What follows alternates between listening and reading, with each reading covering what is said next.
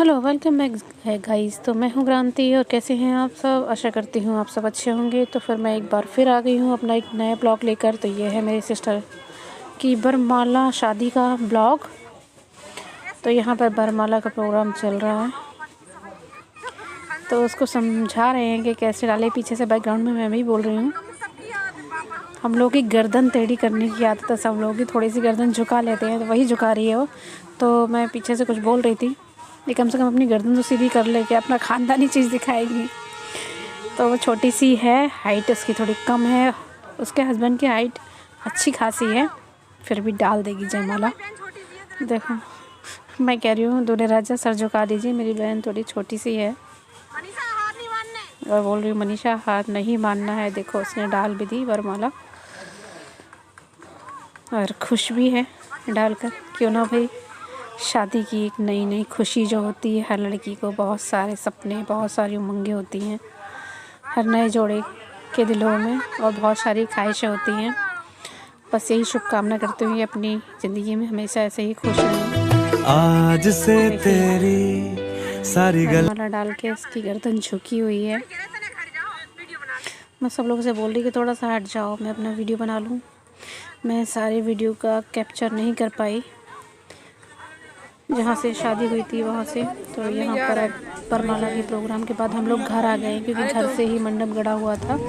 तो फेरे सब घर पे ही होंगे, वहाँ पर केवल खाना का और वरमाला का प्रोग्राम था। तो यहाँ पर हमारे हो रही पैर पूजन वाली रस्म, जिसमें एक थाली में हल्दी को रखा जाता है और उस हल्दी से पैर धोए जाते हैं लड़का लड़की के, और पैरों को छू कर उनके पैरों का पूजन किया जाता है। पैर धोकर पिए जाते हैं हमारे यहाँ लड़का और लड़की के। ये सबसे बड़ा पुण्य माना जाता है हमारे यहाँ। दवान जी के पैर छुए जाते हैं। तो ये मेरी मम्मी हैं जो पैर छू रही हैं, फिर ये मेरी भाभी हैं जो आई हैं जो पैर छू रही हैं।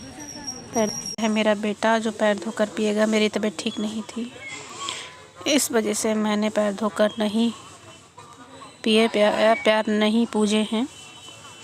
तो मेरे बदले मेरा बेटा है जो अपनी मौसी के पैर को पूज रहा है।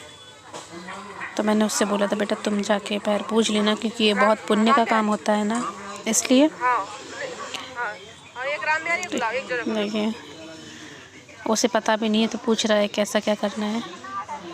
कि अब सब बता रहे हैं उनको, ऐसे पैरों पर पानी, हल्दी का पानी डालो, फिर उस पानी को अपने मुंह में लो, थोड़ा सा पिया जाता है, हल्का सा पुण्य माना जाता है लड़की के पैर धोकर पीना। और हमारे यहाँ लड़की और लड़का दोनों के पैर धोकर पिए जाते हैं। तो वही रस्म चल रही है मंडप के नीचे।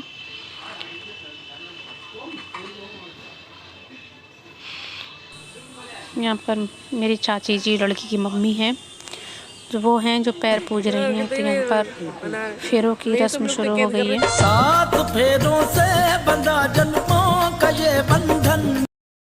तो यहाँ पर हो रहे हैं 7 फेरे चल रहे हैं। बहन को दिक्कत हो रही है लहंगे में चलने में, उसका लहंगा काफ़ी दिक्कत दे रहा है। पापा बता रहे बेटा यहाँ से ऐसे घूमो। ये मेरे पापा हैं, उसके बड़े पापा हैं। चाचा जी तो है नहीं, उसके पापा है नहीं, इसी साल एक्सपायर हो गए थे।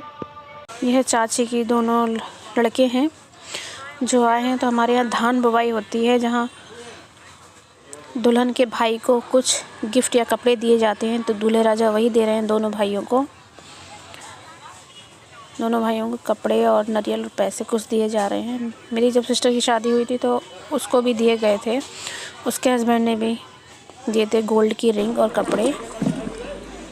तो वही रस्म यहाँ पर सिंदूर दान की रस्म चल रही है। तो दूल्हा यहाँ पर मांग भर रहा है दुल्हन की, तो वो वाली रस्म चल रही है। तो ये दूल्हा दुल्हन बैठे थे।